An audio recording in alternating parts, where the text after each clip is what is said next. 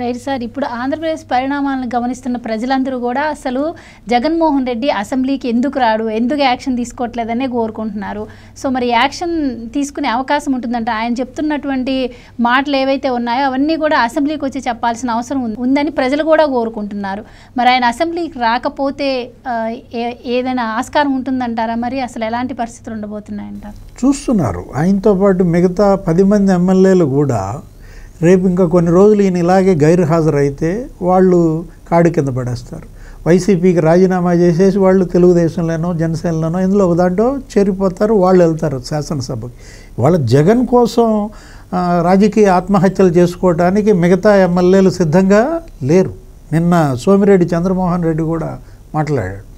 ఏమన్నారు? అసలు వీళ్ళు గైరు హాజరైతే వీళ్ళ సభ్యత్వాలు రద్దు చేసేయండి అంటున్నారు. మళ్ళా రాజీనామాలు చేయండి, లేకపోతే మళ్ళీ ఎన్నికలు వెళ్ళండి అని అంటున్నారు. ఇప్పుడు 11 స్థానాలకు ఉప ఎన్నికలు తేవడానికి జగన్ సిద్ధమా? దానికి వాళ్ళు ఆయన సమాధానం చెప్పాలి. ఇప్పుడు శాసన మండలిలో మళ్ళీ అక్కడ కుంపటి పెడుతున్నారు.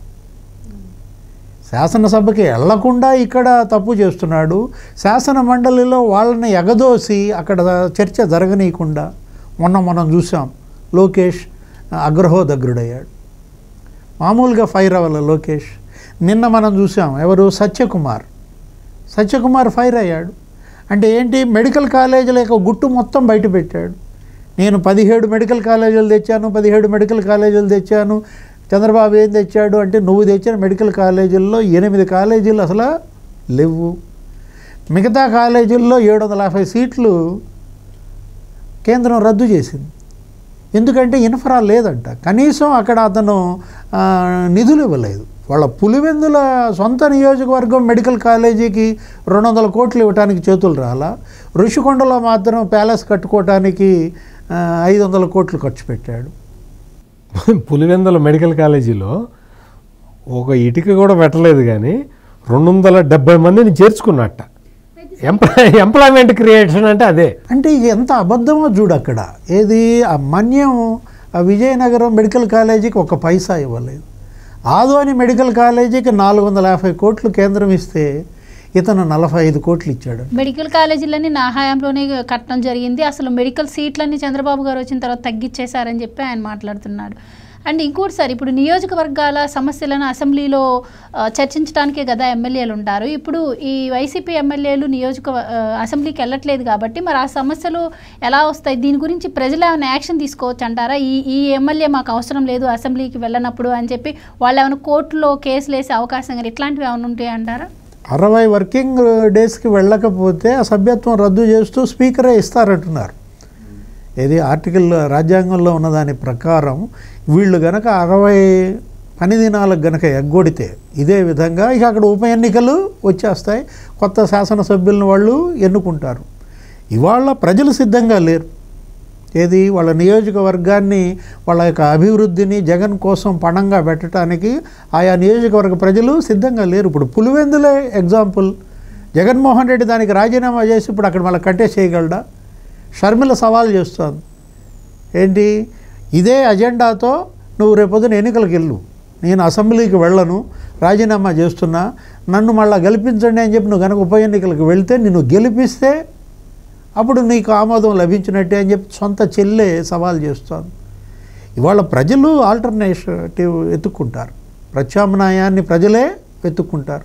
ఈ ప్రతిపక్షం పనికిమాలిన ప్రతిపక్షం కాబట్టి పనికొచ్చే ప్రతిపక్షం ఏది అని ప్రజలే ఎత్తుక్కుంటారు అన్నమాట. Right sir. ఇప్పుడు ఎప్పుడైతే అసెంబ్లీలో బడ్జెట్ ప్రవేశపెట్టిన దగ్గర నుంచి కూడా దీన్ని వక్రీకరించి తీసుకెళ్తుంది ప్రజల్లోకి వైసీపీ. ముఖ్యంగా అమరావతికి అలాగే పోలవరానికి ఎక్కువ నిధులు కేటాయించి ఆ పనులు కూడా ఒక డెడ్ లైన్ పెట్టుకొని పూర్తి చేస్తుంది గవర్నమెంట్. అయితే అమరావతి గురించి మనం చూసాం, ఇక్కడ రాయలసీమ వారిని అన్యాయం చేసి అమరావతికి తీసుకెళ్తున్నారు అని చెప్పి ప్రచారం చేయటం. అయితే ఇప్పుడు కొత్తగా మళ్ళీ పోలవరంపై అంబటి మాట్లాడుతున్నాడు. శాడిస్ట్ చంద్రబాబు అసమర్థత వల్లే 4753 కోట్లు పోలవరానికి నష్టం జరిగింది, అక్కడ ముంపు ప్రాంతాల వాళ్ళకి ఆయన ఏం చేయలేదు అని చెప్పి మాట్లాడుతున్నారు. సో ఏం చెప్తారు సార్? అంటే అంబటి రాంబాబుకి ఏం తెలుసు? జలవనరుల శాఖ మంత్రిగా ఉన్నప్పుడే పోలవరం గురించి ఏం తెలియలేదు, తెలుసుకోలేకపోయాడు. అటువంటి మనిషి ఇప్పుడు వచ్చి 400 కోట్లు కాదు నష్టం, 973 కోట్లు నష్టం. అంబటి రాంబాబుకి తెలియకపోతే మీకు కనపడితే మీరు చెప్పండి. 900 కోట్లు డయాఫ్రమ్ వాల్ దెబ్బతీశాడు. దానికి 900 కోట్లు పెట్టాల్సి వస్తున్నది ఇప్పుడు. 4,753 కోట్లు అంటున్నారు. 4,700 కోట్ల రూపాయలు నష్టం వచ్చింది. ఎక్కడ? Reverse tender, Jaganmohan Reddy reverse tendering వల్ల డయాఫ్రమ్ వాల్ దెబ్బతిన్నది. దానికి 900 కోట్లు ఇప్పుడు ఎక్స్ట్రా పెడుతున్నారు. కొత్త డయాఫ్రమ్ వాల్ కడుతున్నారు. ఎందుకు? ఈ అంబటి రాంబాబు నీటిపారుదల శాఖ మంత్రిగా ఉన్నప్పుడు వరదలు వచ్చి డయాఫ్రమ్ వాల్ కొట్టేస్తే ఆ కొట్టేసిన డయాఫ్రమ్ వాల్ని వెంటనే చూసి మరమ్మతులు చేయాలన్న ఇంగిత జ్ఞానం లేకపోవటం వల్ల ఇప్పుడు ఆ డ్యామేజ్ పెరిగి పెద్దదైపోయింది. ఆ ఉన్న డయాఫ్రమ్ వాల్ పనికి రాకుండా పోయింది. దాంతో ప్యారలల్గా ఇంకొకటి కొండని తొలిచి దాని ఆసరాగా ఇంకొక డయాఫ్రమ్ వాల్ కడుతున్నారు. ఆ డయాఫ్రమ్ వాల్ కట్టడానికి అక్కడ ఉన్న నీళ్ళన్నీ తోడేసి రకరకాల టెక్నాలజీ ఉపయోగించి ఇప్పుడు దాన్ని కడుతూ ఉన్నారు. అంటే అంబటి రాంబాబుకి పోలవరం గురించి దాని గురించి తెలిసే ఆస్కారమే లేదు. అతను మంత్రిగా పనిచేసినంతకాలం పోలవరాన్ని పడుకోబెట్టి ఇప్పుడు వచ్చి అదేదో పెద్ద తనేదో ఇది చేసినట్టుగా మాట్లాడుతున్నాడు. పోలవరం గురించి మాట్లాడే అర్హత జగన్మోహన్ రెడ్డి అండ్ కంపెనీకి లేదు. ఒకటే మాట, నువ్వు 4,000 కోట్లు నష్టమా 400 కోట్ల నష్టమా తీసి పక్కన పెట్టండి. అసలు they have no right to talk about Polavaram. ఎందుకు అంటే నీకు పోలవరం ముంపు ప్రాంతాల గురించి మాట్లాడుతున్నాడు, R&R ప్యాకేజీ గురించి. పోలవరం ముంపు ప్రాంతాలకు వెళ్ళి జగన్మోహన్ రెడ్డి ఏం చెప్పాడో ఒక్కసారి అంబటి రాంబాబు వీడియో చూసుకోవాలి. అంబటి రాంబాబు దగ్గర వీడియో లేకపోతే నేను పంపిస్తా. అన్నా మేమేం చేస్తామన్నా, కేంద్రం ఇస్తే మేము పోస్ట్ మ్యాన్ ఉద్యోగం అన్నా, కేంద్రం ఇస్తే మీకు ఇస్తామన్నా, మీరు కేంద్రం ఇవ్వకపోతే మీకు ఇవ్వలేనన్నా అని చెప్పాడు జగన్మోహన్ రెడ్డి. ఎలక్షన్లకు ముందర ఏం చెప్పాడు? ఈ R&R ప్యాకేజీ ఇదేం సరిపోతుంది, నేను వస్తే మీకు 10 లక్షలు ఇస్తాం, 20 లక్షలు ఇస్తా, నన్ను గెలిపించండి అన్నాడు. గెలిపించిన తర్వాత కేంద్రం ఇస్తే నేను ఇస్తానన్నా, నేనేం చేస్తానన్నా అని చెప్పి పోలవరం నిర్వాసిత గ్రామాలకి వెళ్ళి జగన్మోహన్ రెడ్డి చెప్పాడు. కావాలంటే ఆ వీడియో నేను పంపిస్తాను అంబటి రాంబాబుకి. అంటే ఎందుకంటే ఇవన్నీ ఎందుకు చెప్పుకోవాల్సి వస్తున్నది అంటే అబద్ధాల పునాదుల మీద ఒక రాజ్యాన్ని నిర్మిద్దాము అంటే కుదిరే పని కాదు. ఇప్పుడు ప్రజలందరూ చాలా తెలివిగల వాళ్ళు. అందుకని అంబటి రాంబాబు లాంటి వాళ్ళు నోరు మూసుకొని ఎంత కూర్చుంటే అంత మంచిది, వాళ్ళకే గౌరవం దక్కుతుంది. అందుకని ఈ పోలవరం గురించి కానీ అమరావతి గురించి ఈ బొత్స సత్యనారాయణ అప్పుడు స్పీకర్గా పనిచేశాడు ఒక మహానుభావుడు. ఆయన ఏమన్నాడు, ఇక్కడ ఏముంది ఎడారి అన్నాడు. ఆ ఎడారిలో కూర్చొని పనిచేశాడు పాపం. ఆ ఎడారిలో ఉన్న శాసనసభ భవనంలో కూర్చొని ఆయన పనిచేశాడు. చక్కగా ఏసీ వేసుకొని, చంద్రబాబు నాయుడు పెట్టి ఇచ్చిన ఏసీ వేసుకొని ఆ ఏసీ కింద కూర్చున్నాడు పాపం. ఈ బొత్స సత్యనారాయణ ఏమన్నాడు, అదంతా శ్మశానం అక్కడే ఉంది అన్నాడు. ఇట్లా రకరకాలుగా మాట్లాడిన ఇప్పుడు బొత్స సత్యనారాయణ ఇప్పుడు అటే వెళ్తున్నాడు కదా.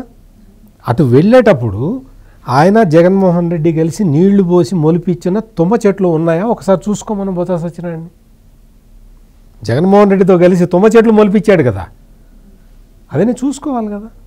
ఉన్నాయా తుమ్మ చెట్లు ఉన్నాయా, తీసేశారా? అంటే మంచివాళ్ళు అమరావతి రైతులు మహిళలు ఇంకా రాణిస్తున్నారు. ఎందుకంటే బొత్స సత్యనారాయణ శ్మశానం అన్నావు కదా, శ్మశానంలోకి వస్తున్నావు కదా అని చెప్పి కొంచెం బూడిద కొంచెం ఎముకలు మెళ్ళ ఇలా వాళ్ళు చాలా ప్రజలు పాపం అమరావతి ప్రజలు చాలా మంచివాళ్ళు కాబట్టి వీళ్ళు ఇంత వాగుతున్నా కానీ వాళ్ళని ఇంకా అమరావతిలోకి రాణిస్తూ ఉన్నారు. అంతెందుకు అమరావతి రైతులు ఆగ్రహిస్తే జగన్మోహన్ రెడ్డి తన ప్యాలెస్లో ఉండగలడా? ప్యాలెస్లో కూడా పోలేడు కదా, తాడేపల్లి ప్యాలెస్లో. అక్కడ రైతులు వాళ్ళు మంచివాళ్ళు, ఎవడు బతపావని వాడు పోతాళ్లే అన్న మంచితనాన్ని అమరావతి రైతులు ప్రదర్శిస్తూ ఉంటే దాన్ని అమరావతి రైతులు అలుసుగా తీసుకోకూడదు. అట్లాగే ఈ సోషల్ మీడియాది కూడా ఏదోలే అయిపోయింది అని చంద్రబాబు నాయుడు ఊరుకుంటే చంద్రబాబు నాయుడు రెచ్చగొట్టి ఇప్పుడు కేసులు పెట్టించుకున్నది ఎవరు?